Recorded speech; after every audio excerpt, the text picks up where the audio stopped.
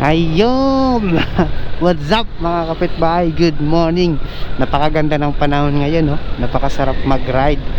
Ayan, nandito tayo ngayon sa Daang Hari, no? Papunta tayo ng Alabang, which is pupunta tayo ng Ayala, Alabang. Alright. So dahil nga bawal mag-vlog doon, classified yung client natin na titingnan or i-check. Hindi tayo pwede mag-vlog sa loob, kaya dito na lang, ano? Eto, konting tayo, kwentuhan, no? Ang pag-uusapan natin today is about dun sa bagong trending ngayon, no? Yung napaka high-tech na tech. Alam ba na yun, yung Globe na nakipag-partner na talaga sa Starlink, as in official na. So by February or March siguro lalabas na nila yon. Ayan, may nagtatanong po sa akin, ano nga ba ang napakagandang benefits nun? Alright, so based dun sa conference na napanood ko, sana napanood rin nyo, no, diba? Yung nagdoon si President Marcos. Ayan, na ang sinasabi ng director ng Starlink, anyone na mayroong LTE device anywhere, like kahit nasa bundok ka, kahit napakalayong bundok man yan, basta nasa loob ka lang ng Pilipinas, kahit walang cell site, may signal ka pa rin ng Globe. Ayan, yan yung napakagandang yan yung napakagandang balita na narinig natin. So hindi na natin kailangan mag tiis like doon sa probinsya namin before. Kapag nasa bundok ka talaga, pupunta ka pa sa mga lugar na medyo mataas para makahanap ka ng signal. So kapag nilaunch na si Globe, automatic yon. Kahit nasa ilog ka or nasa ilalim ka, as long as na may nakikita kang langit, mayroon kang signal, di ba? Napakaganda nun mga kapitbahay. Ang tanong naman ng mga iba nating kapitbahay, ang tanong, paano nga ba?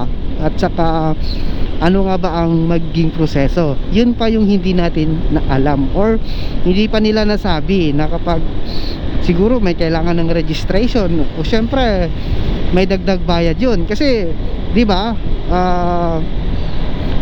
business di ba, business something na kapag ni-launch ni Globe yun, tapos nakipag-partner siya sa Starlink, siyempre may loss yun. Alam mo kung bakit? Siyempre kapag ni-launch na yon, mapabawasan na yung mga taong bibili ng Starlink device mismo, di ba? Ganon yun. Kasi siyempre, ba't kailangan mo pa bumili ng napakamahal na Starlink device kung pwede ka naman bumili ng LTE router na may SIM card ni Globe, o di ba? Yung ganong mindset, di ba? Ayun. So hindi pa natin alam kung ano ang magiging proseso or magkano, di ba?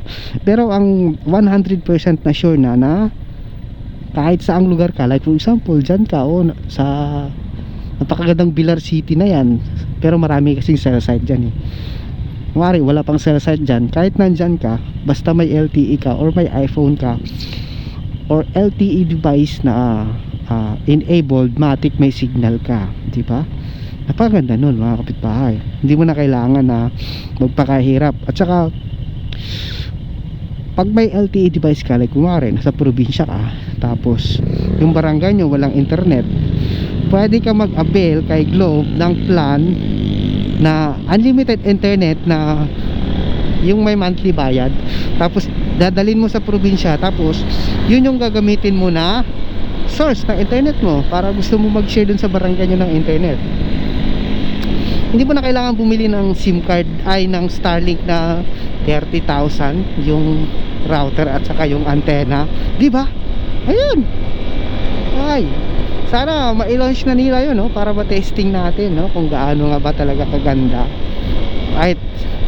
Wait lang, segue muna. Napakasarap mag-ride ngayon, hindi mainit.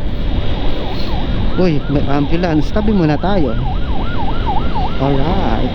Sarap talaga dumaan dito sa Daang Hari, papuntang Alabang sa yan, Uy, sarap talaga ihato ni Sniper. Ayan. Yan po sa mga tropa nating kapitbahay, mga nagtatanong na ganon. Yun na, sure na yun na kapag nilabas ni Globe, matic yun, signal anywhere, diba? Wala nang kahirap-hirap. Kahit pinakalumang probinsya na hindi man lang naabot ng kahit katiting na signal. Once na in-enable na yon, magkakaroon na talaga siya, diba? Napakaganda nun, napakalaking tulong nun sa Pilipinas, no, pagdating sa mga rural areas, like rural areas natin, no, kasi wala nang kahirap-hirap, basta may cellphone ka, LTE enabled, matik yun, may signal ka. Ano yun? Bristol yan, Bristol. Okay, ganda ng Bristol mo. Anong Bristol yan? 400 yan eh. Pogi din, no?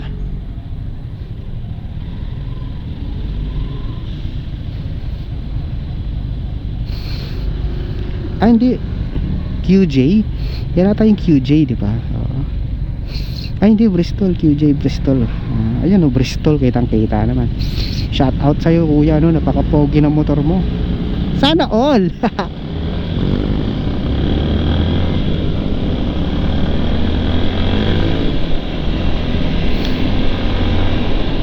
Ayan, yun lang mga kapitbahay, no?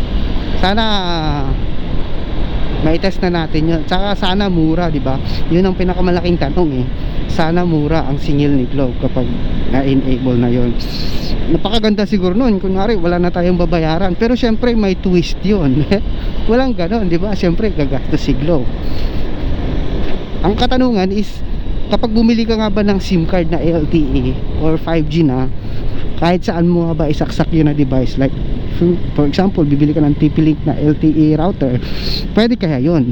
Yun ang tanong natin, no? Pero ang sabi naman kasi doon, nilinaw talaga nila na as long as na mayroon kang LTE device, tapos mayroon kang SIM card ni Globe, matic connected. Oh, napakasarap nun, di ba? Okay, so yan lang yung kwentuhan natin for today. Good morning. Ayan, yan yung tinatawag nilang mema upload lang. Okay, let's go mga kapitbahay. So dahil malapit na tayo, bawal tayo mag vlog sa loob, kaya hanggang dito na lang. Ayan, abangan natin si Globe, no? Sana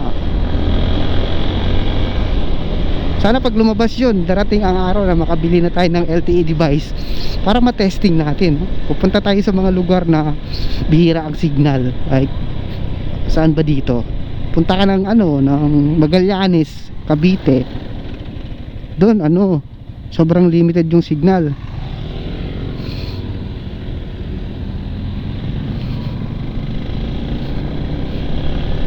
Alright, hanggang dito na lang.